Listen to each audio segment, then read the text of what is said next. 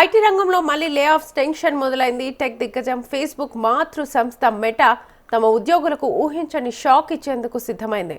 Artificial intelligence పై భారీగా పెట్టుబడులు పెట్టేందుకు ఏకంగా 16,000 మందిని ఇంటికి పంపేందుకు ప్లాన్ చేస్తోంది. కంపెనీ చరిత్రలోనే ఇది అత్యంత భారీ లే ఆఫ్ కానుందని ఇంటర్నేషనల్ మీడియా కోడై కూస్తోంది. రాబోయే రోజుల్లో ఏఐ టెక్నాలజీదే పైచేయని బలంగా నమ్ముతున్న సీఈఓ మార్క్ జుకర్బర్గ్ అందుకు తగినట్లే కఠిన నిర్ణయాలు తీసుకుంటున్నారు.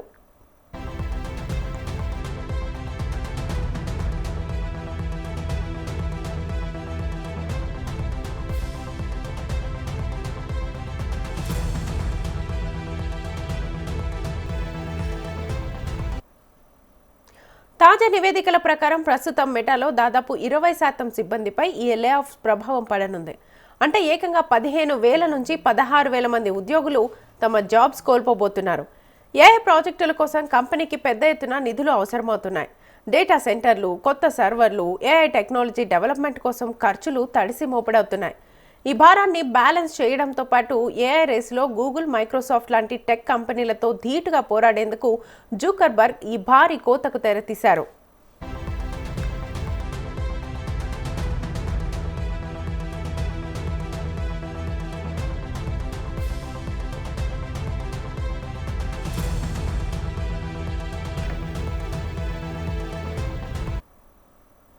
ఒకవైపు ఏఐ మీద ఫోకస్ పెంచుతూనే మరోవైపు కంపెనీలో అనవసర ఖర్చులను తగ్గించుకోవాలనేది ఆయన వ్యూహంగా కనిపిస్తోంది.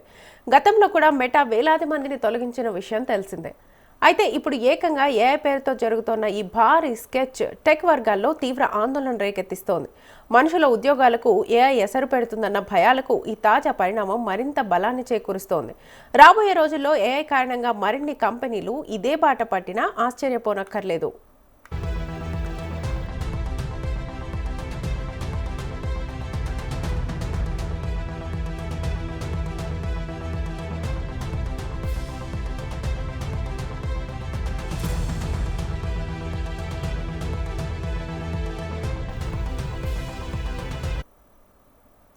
ఇక ఏఐ కారణంగా లేదా ఏఐను ఉపయోగించుకోవడంలో భాగంగా ఉద్యోగులను తొలగించిన కంపెనీల జాబితాలో మెటా మాత్రమే కాకుండా Amazon, Accenture, Microsoft, TCS, sauce దిగ్గజం అట్లాసియన్ కూడా ఉన్నాయి.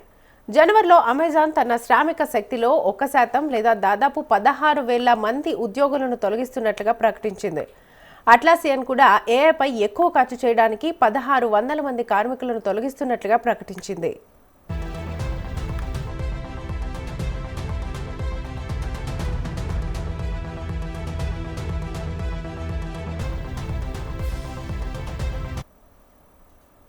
కస్టమర్ సర్వీస్ ప్రతినిధులు వంటి ఉద్యోగాలు మొదట పోతాయని ఇదివరకే Cornell university IT assistant professor Aditya Vashishtha తెలిపారు. అలాగే గతేడాది అక్టోబర్లో టీసీఎస్ దాదాపు 20,000 మంది ఉద్యోగులను ఏఐ ఒత్తిడితో లే ఆఫ్ చేసింది. ఉద్యోగంలో ఉన్నవారు నిరంతరం తమ ఉద్యోగాలు కోల్పోయే ముప్పుందని ఆందోళన చెందుతున్నారు. రేపటి తమ కుటుంబ పరిస్థితిని గుర్తు తెచ్చుకొని భయానికి గురవుతున్నారు. ఆందోళనలో కొందరిలో ఆత్మహత్య చేసుకుంటారేమో అనే అనుమానాలు కూడా వ్యక్తమవుతున్నాయి.